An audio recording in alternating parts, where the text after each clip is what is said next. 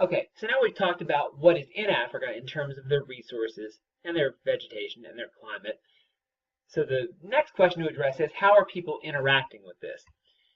And one of the more obvious ways is actually that Sahel that we talked about, that area that runs beneath the Sahara Desert, that grassy area. The Sahel along the edge of the Sahara is turning into more of a desert. Basically, the Sahara is expanding into the Sahel, so it's turning it into more of a desert. Now, what's the reason for that? And number two, a big part of it is overgrazing of animals. The animals are eating up the grass, allowing the soil to erode and basically become more of a desert where there is no vegetation. So overgrazing of animals speeds this up, making it vulnerable to erosion. In number three, also, too much farming can wear the soil out. The nutrients get depleted. So again, that speeds up this process of what we call desertification, becoming more of a desert. This destroys rainforests and other forests in number four there. And the only way people can really try to slow it down is to continue to plant more vegetation. So planting trees is one thing that people try to do in order to slow that process down.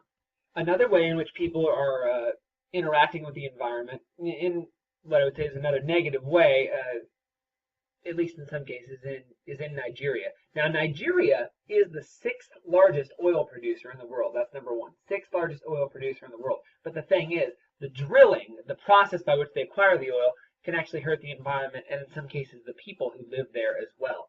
And number three, the government actually went into debt. I mean, they owe a lot of money because they kind of had this feeling that oil would always support them, but the money didn't last. So they were thinking that oil would always support them, but it didn't. That's number three. They thought oil would always support them.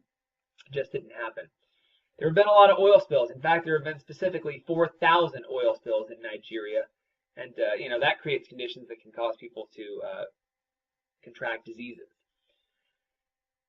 In number five, there have also been lots of pipeline explosions. We know that oil is flammable and it can be dangerous. If it's set on fire, there can be a lot of dangerous explosions as a result of that. There have been some positive changes. That's number six. Some positive changes more recently, though, in the government within the last few years. Okay, the last thing that we have to talk about here is this particular dam that has been built on the Nile River in Egypt.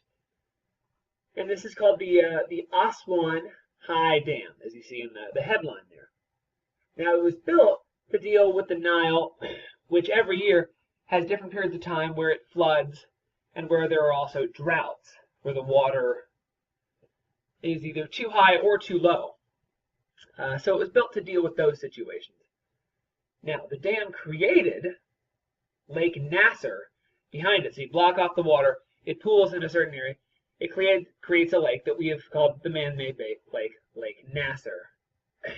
Now, there are both advantages and disadvantages to this dam.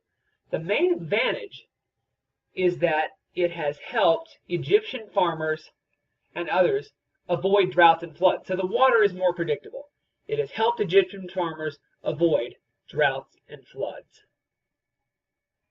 However, this dam also has several disadvantages. And let's go down these bullet points there that are on your sheet.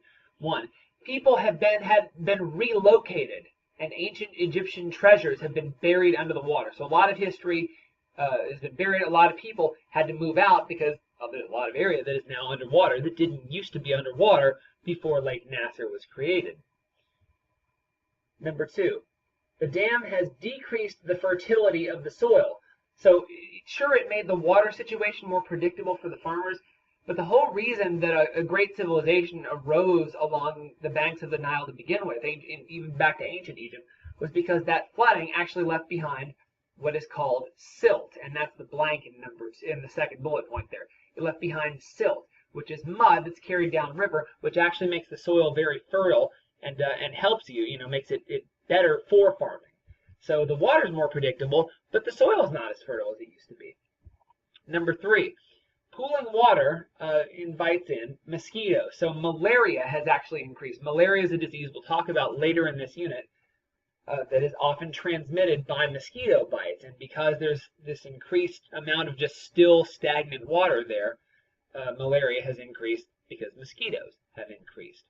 And the fourth bullet, millions of gallons of fresh water are lost, usable fresh water lost because of this dam as well. So you can see there are a number of ways that people have interacted both negatively and positively with the environment in Africa.